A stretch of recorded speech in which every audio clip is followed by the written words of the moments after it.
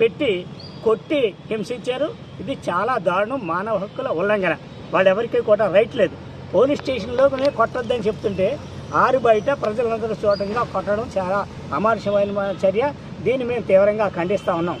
ఎవరైతే ఈ బాధ్యతలు ఉన్నారో ఈ బాధ్యతలకి ఎస్సీలు కాబట్టి కొట్టిన వాళ్ళు ఎవరైతే ఉన్నారో నాన్ ఎస్సీ అయ్యింటే వాళ్ళందరి మీద అట్రాసిటీ కేసు నమోదు చేయాలి. ఆ పోలీసుల మీద బాధితులకి నష్టపరిహారం ఇవ్వాలి, వాళ్ళకి మెరుగైన వైద్య సహాయం అందించాలి.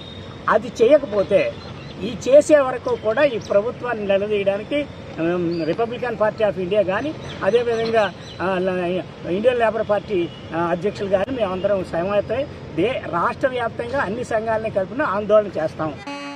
చూసావా రామా, పూర్వం మహానుభావులకి గొప్ప గొప్ప వాళ్ళకి అభిమానులు ఉండేవారు, నీకు హనుమంతుడు ఉన్నట్టు.